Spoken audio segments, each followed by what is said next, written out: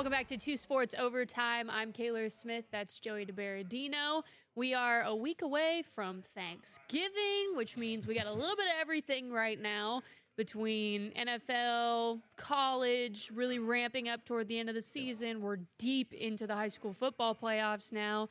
We're into NBA season, college basketball. I mean, we just smorgasbord. It's called crossover season in our business. We are deep into crossover season, but of course, we're going to start off with what we normally do, and that's talking about those poor old Bengals. The Bengals are back. Another rough showing for the Bengals. They've now dropped 3 in a row after losing 34-12 to the Steelers. That's also 7 losses in their last 8 games. The one single win being against the Steelers, oddly enough. Yeah. This game was much, much different than the game we saw in Cincinnati on Thursday Night Football against Pittsburgh. The Bengals have now fallen to 3-7 on the season after just, I don't even know what to characterize this game as, because it wasn't so much on the defense this time per se, because Pittsburgh scored twice defensively. So that was really kind of what put them over the edge. You know, you take out those 2 defensive scores, it's 20 points scored offensively by the Steelers. So actually one of the better performances by the Bengals defense, giving up only 20 points. Unbelievable. Yeah, you could say it was a gritty game. It took me a second. Where's the thing on here that goes da-da-da? That would have been the perfect time for it. It's there. I know. It's called something weird on here. Oh, there it is. So if you're familiar with that, before we get into the more important aspects of the game, not according to social media, if you haven't seen it, I encourage you to go take a look on social media. There's really only one video that has it good. Shout out to our Fox 19 buddy, Austin Brisky, getting the shot. But Jamar Chase and Jalen Ramsey, obviously a little history there. Those two clearly don't like each other very much. Jamar Chase torched Ramsey in that first meeting in that Bengals 33-31 win for the franchise record, 16 catches, 161 yards and a touchdown. So it was all uno in that matchup. Round 2, Chase not so well. Held to just 41 yards, I think it was, something like that. Let me take a look while you continue talking. But what we're talking about, the shot that Austin got, was these two, Ramsey and Chase, going back and forth a little bit. 30 yards, actually. 30 yards. There you go. How many catches? 3. 3 catches. 10 targets. Right. So well under what he got in that first matchup. And, these two obviously like a lot of, good corner receiver rivalries in the NFL. Ramsey was probably talking a little bit more this game because they were locking up Jamar and the offense couldn't do much. And there was a shot on Jamar that was a pass way past Chase, and Ramsey really stuck him in the back. Chase's head kind of snapped back. That should have honestly been a flag. It wasn't. So it kind of all bubbled up into this moment, and they went to blows a couple times. And the second time, it appeared that Jamar Chase spat at Jalen Ramsey. I don't even think you can say appeared. It happened. It happened. We saw it. Yeah. According to Jamar Chase postgame. According to the NFL. He, quote, said, "I didn't open my mouth to nobody." However, that shot that Austin got was obviously... He said, "I ain't spit on nobody," which is double negative. I saw that. So in theory, he did admit to it? Yeah, I guess so. But he also said, "I didn't spit on anybody." Did it land on Did Ramsey? It actually land on Ramsey? It's hard to tell on the video. Obviously, we're just being facetious right now. Either way, I mean, I don't think Jalen Carter's spit actually landed on Dak Prescott. Oh, gosh, no, that was not even close. But... So... Yeah, similar situation, similar outcome. The NFL suspended Jamar Chase for 1 game, which didn't include a fine per se, but he gets fined for missing games. Right. So he has to pay about $500,000 for missing 1/18 of his salary for missing this game. So while it wasn't per se a fine, he did have to pay up as well, $500,000. Yeah. $500,000 saliva. It's crazy. Yeah. Obviously, the officials later said in the pool report that they did not see Chase spit, or else they would have probably ejected him as well. But they, Jalen Obviously, Ramsey. nobody did. I mean, you have to slow it down frame by frame, even from the broadcast. And they were face to face to see it. Yeah. Like, you couldn't see it on the broadcast. The only angle I saw it on the broadcast footage was the video you showed me yesterday, right? Where Which it's was really grainy, slowed down yeah. frame by frame. So yeah, I mean, poor Austin Brisky's getting slammed by Cincinnati fans on social media, and that's just honestly really disgusting behavior in my opinion. Like, you should be holding your player, the player that you're a fan of, accountable for doing something that he shouldn't have done. No, absolutely. It's Jamar Chase and Jamar Chase only to blame. Yeah, 100%. So the fact that they're coming after this reporter who was doing his job is just really beyond me. Yeah. And like, we thought that his angle was the only one of it until you showed me that video from the broadcast yesterday. I was like, no, this would have been found. Yeah, this would have been found. The NFL would have gone and found it. After 100%. hearing Ramsey accuse him of spitting, the NFL would have gone and found Austin's that. just happened to be better. But Right. no, 100%. So, yeah, they ejected Ramsey from that game. Chase stayed in. Didn't matter for the Bengals. Because I don't think we got there, but Ramsey punched Chase after that. Yeah. So his retaliation was grabbing his face mask, punching him in the face mask, which I always think is like the funniest thing ever. Stupid. It's so funny that they fight with the helmets on. Yeah. But interesting thing I did see, going back to the Jalen Carter thing, he technically was only suspended for the rest of that Cowboys game. He did not. It's because he did not play a snap. It was right before It was right before the first play of scrimmage. So what I saw from, what's the folks? Pro Football in America. That show, they were talking about how Chase's only grounds for appeal, which he is obviously appealing, is that he said, I'm the only one that got.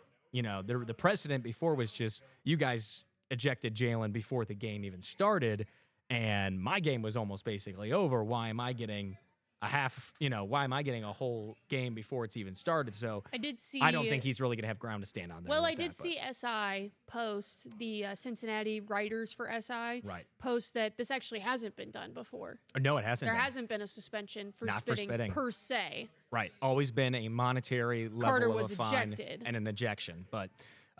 So unless this is something new that they want to start doing, then that's the precedent different. Right. It'll be up to Jordy Nelson, the former Green Bay Packer, who is the former K-State Wildcat, which our little puppy's named after. At no home. way, really? Jordy, yes. Yeah. He is I don't know what his official title, but he works for the NFL and the player, the Players Association, and dealing with kind of like disciplinary stuff. Overseeing players' appeals and things like that. So we'll be interested to see what happens. I think it upholds. If that stands, obviously Jamar Chase will be sidelined for the entirety of the game, Week 12, against a very hot New England Patriots team, a team that we maybe didn't expect to be as good as they are. First team to get 9 wins this season, and they are just on a roll. Drake May, an MVP candidate right now. TreVeyon Henderson, the former Ohio State Buckeye, coming off a 3-touchdown performance against the Jets. He's a Rookie of the Year contender for the offensive side. And he's got a little Ohio homecoming coming back here to Paycor Stadium. But in a game where the Bengals are going to be likely without Trey Hendrickson, could be without Shamar Stewart again, not going to have Cam Taylor-Britt. No, Shamar Stewart's on IR. All right, so no Shamar Stewart on the IR, right? So all these guys that I'm saying are gone, even more now. And a banged up Joe Flacco, you now lose your top playmaker. So it's going to be a big night for T. Higgins, maybe, or a big afternoon for T. Higgins. But he's kind of been the leading receiver this season. At home, especially, aside from that Steelers game. Yeah. Joe Flacco is okay, purportedly, according to Zach Taylor. Zach Taylor also would not give up really anything with regards to Joe Burrow. He was asked very pointedly, like, is any of this going to be tied to your record? And he wouldn't really answer that question. But he did say that Joe Burrow played in 7-on-7 during practice last week and felt good, and they would kind of evaluate again where things were before throwing him into 11-on-11. And I am just back to where I was a week ago of why. I mean, practice. Definitely. Yes, that's great. Right. Like, get all the practice reps you get. Absolutely zero reason, even more so now than there was a week ago. Right. Just stop. Don't even get the hopes up that he's going to play another down this season. I mean, we're going to be getting in a territory here soon, assuming they lose the Patriots, where we're going to start seeing like a magic number start pumping out here soon for the Bengals of like, hey, Well, you're going to be mathematically short of eliminated from playoff contention at some point. beating the Ravens twice. Right.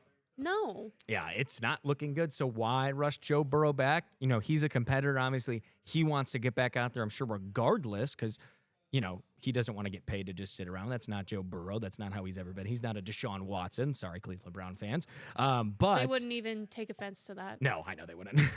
Our resident Browns fans in here would be like, it's Deshaun. Yep. But anyway, so it'll be interesting to see.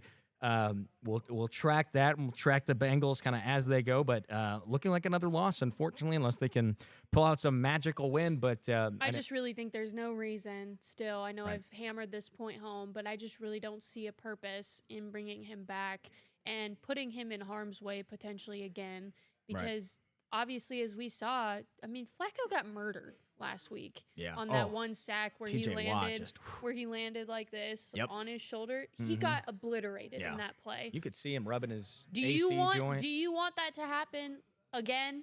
Like Again. Do you want to rush him back to see that potentially happen again?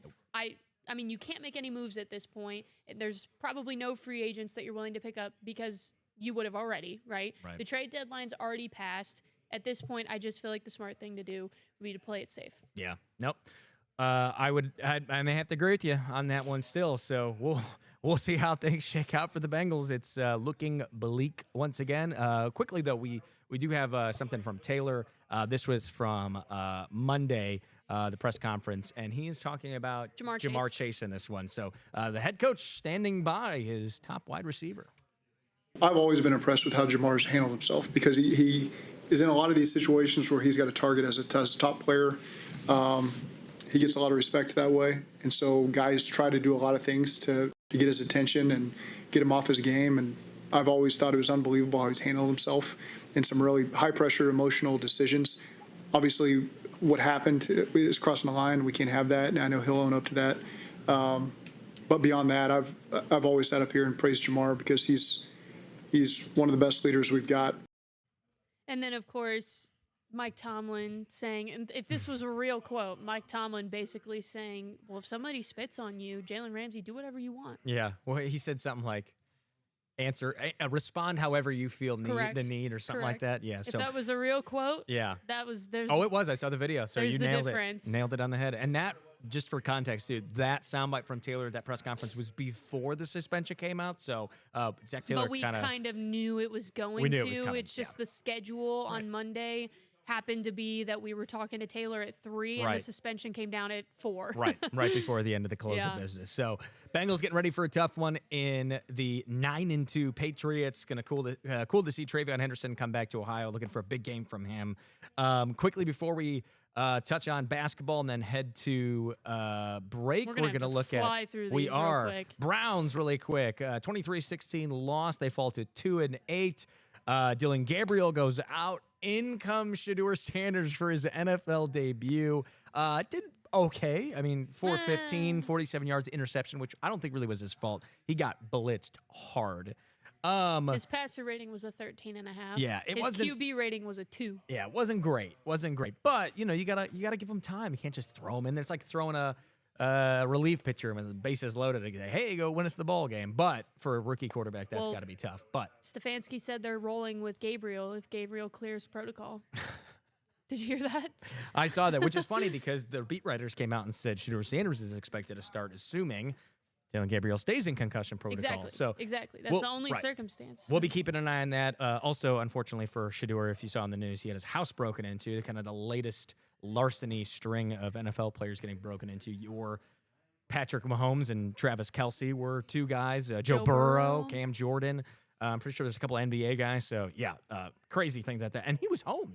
The Browns were home. It usually happens when they're on the road. So that was crazy. Myles Garrett, huge big game day, for Myles making Garrett. history. 4 sacks for the second time this season, I want to say. He's unreal. Only player in NFL history to record 12-plus sacks in 6 straight seasons. I heard in addition to that, actually, He's the only player to record 14-plus sacks in 5 straight seasons as well. So he's got him out of Cleveland. He's got both of those marks. Wow. And the upcoming kind of a blech game. A pair of 2-8 teams going head-to-head as the Browns travel to Las Vegas to face the Raiders, who are 2.5-point underdogs. Please tell me that's not a prime time Excuse me, game. the Browns are 2.5-point underdogs on the road. So we're going to see 2 of the best pass rushers in the game go head-to-head. That's true. That's the silver lining. Jinx. Yeah. Oh. So we'll move on to basketball now. We've got... Oh, yep, there we go. There it is. I mean, I was blasting it right off the top, but why not? Whoa, we got a pair of games for Dayton men's basketball last week. They improved to 3-1 on the season as of Saturday after losing to Cincinnati on the road on Tuesday, and then beating Bethune-Cookman at home on Saturday. Cincinnati's game, that was one that I got to go and be there for, and it was dreadful, honestly. Like, literally just felt like there was a lid on the bucket the whole night. They shot 32% from the field, 7% from 3. 2 threes out of 26 attempts. Oh, my goodness. Cannot happen. Latong led the way. This is how you know it was a rough night. Latong had the most points with 14. With all those weapons between Bennett, Keontae, and Deshane. Fast forward to Saturday, though, it was like stark difference, complete opposite. And I've seen some fans be like, maybe they just can't shoot very well away from home. You hope that's not the case. But or in tough matchups. They return home and they shoot the lights out of the ball. They get 2 threes within the first 2 minutes of the game, which is what they had all of Tuesday night. Right. They quadrupled that by the end of the first half. They had 8 threes by the end of the first half against Bethune-Cookman, if you want to switch over to that video. Yeah. 49% from the field, 35% from 3, 5 Flyers in double figures. Keontae Jones with 11, Amael Latong with 18, Javon Bennett with the most at 25, Jordan Durkak with 10, Deshane Montgomery with 16. And by the way, that was Jordan Durkak's first start as a Flyer this season. He did start on Saturday, first time in the starting lineup for him. Fans were asking for it. Latong finished with a double-double, 18 points, 10 rebounds. Yeah. Next up, they're on the road at Marquette. By the time you're watching this, that game's going to be happening right now on Wednesday, but we will have recaps of it, of course, throughout the week on 2 News. Yeah, and that was a big one, too. Rematch from last year at home, though, at UD Arena. The Flyers won that one 71-63, and that was a massive win for them. It really propelled them forward into the season right before holiday play when they really, had some really good games and really good play. So another chance to get one against Marquette. And then we're going to quickly do a couple shout-outs, and then we'll head to break, and we'll save the last few minutes for high school football. Go ahead, Kayler. Yeah, so Dayton women's soccer played in its first NCAA tournament this weekend since 2016. Unfortunately, the Flyers' run did come to an end in the first round, facing just a real nearby rival, Xavier. They lost 2-0, but the cool thing about it, on the other side of it for Xavier, is that a local girl was kind of the shining star in this game. Waynesville grad Sam Urbach had both assists in Xavier's win. She was our Penn Station Athlete of the Year in 2024, so it was kind of cool to see her. If it was a negative for the Flyers, it was kind of cool to see a local tie and have a positive angle to that. Yeah, she's been killing it too. So moving on to UD men's soccer, they were vying for a three-peat in the A10 tournament as far as being a champion 3 years in a row on Sunday. Unfortunately, they fell in a PK shootout. We just keep having shootouts. 5-4 to St. Louis University. So SLU gets the automatic bid. They win the A10 tournament, ending Dayton's season. It was so close. It was so close. Could have had two A10 champions, but yeah, bummer for them. And I don't know about UD football now, though, going forward for Dayton football playoffs. Effectively eliminated from playoff contention. They lost 14-6 to Drake, who was first place in the conference. So that kind of would have been their way in, was to beat Drake and contend for the PFL title. So yeah, such a strong start to the season too. To see it fizzle is a bummer. With Bryce Schendelmeyer going down, and just seemed like they had some close ones that got away from them. Well, speaking of, we got to see a local kid in action in that game, too. Liam Peronsky of Tippecanoe was put in at quarterback for his first really significant college football time. Yeah. He's played a couple games here and there, come in a couple times here and there, but he really got to play the full second half for the Flyers. He threw a touchdown pass, and did pretty well. Yeah. He deep ball, and one of those ended up being a touchdown. Good for him. Nothing happened to Drew Van Vliet. He was pretty much just benched. We keep seeing these soft benchings in the NFL. It was like a soft benching. Yeah. He threw his second interception, and they put in Peronsky for the rest of the game. So last game for the season for the Flyers on the road this week at Davidson and rolling right into Ohio State. They've won 10 straight now, beating UCLA 48-10. Of course, they're still number one in the AP poll, the CFP rankings. Looks like it's going to stay that way unless, something tragic happens at the end of the season that we don't want to say. Right. It was a real, got to take some pressure off of Julian Sayin this week. 4 rushing touchdowns from 3 different players, 2 of those coming from James Peoples for the Buckeyes in that win over UCLA. They have their final home game of the season, presumably being probably a 1 seed, if not a top 4 seed. Yep. They won't get another home game this year. They'll go straight into bowl games, and they host Rutgers at noon this Saturday. So that'll be it from Ohio Stadium That's this a little season. Recap on everything else. We're going to have a couple minutes when we come back, just enough time to talk about the handful of local football teams still left in the state tournament. More on the regional final matchups for 9 Miami Valley teams from the Miami Valley. Gosh, coming up next right here on 2 Sports Overtime.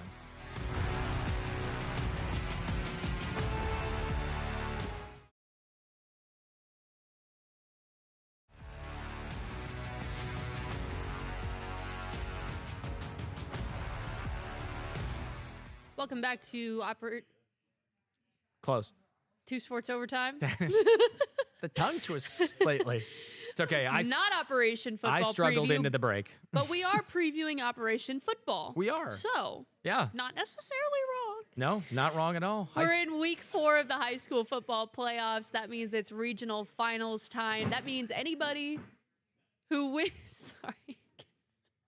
There's a lot going on in the newsroom today. Anybody who wins this week is on to the Final 4 in their respective divisions. Yeah, exciting stuff. We are down to 9 area teams: Wayne, Trotwood, Tippecanoe, Valley View, Indian Lake, Anna, Coldwater, St. Henry, Marion local. And we'll just kind of give you the matchups. D1, Wayne, the Wayne train still rolling. As the 6th seed, they're going to go on the road to face not on the road.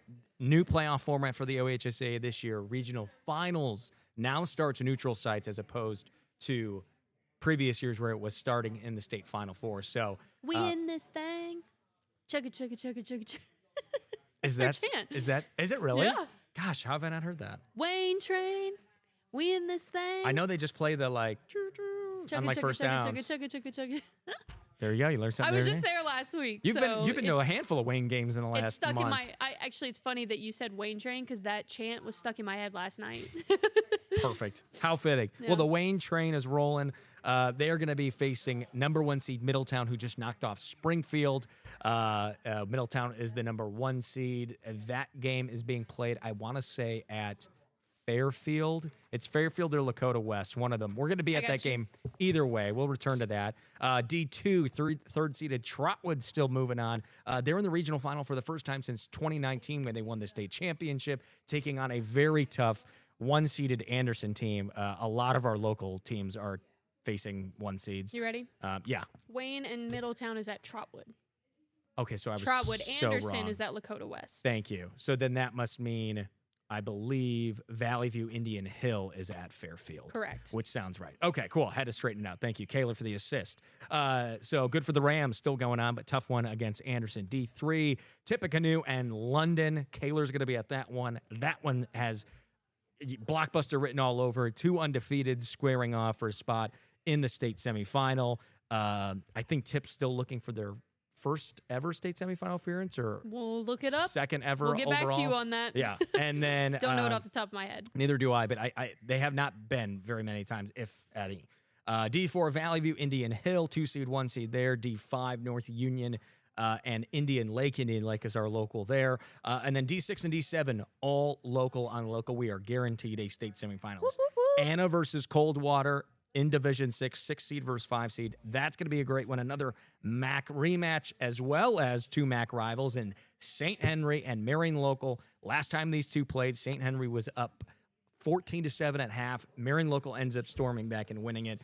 So the rematch will be for all the marbles this time, at least for a spot in the state semifinals. So we couldn't be more excited now for all these regional final games. Interesting also how in D6 it's the 5 and 6 seed.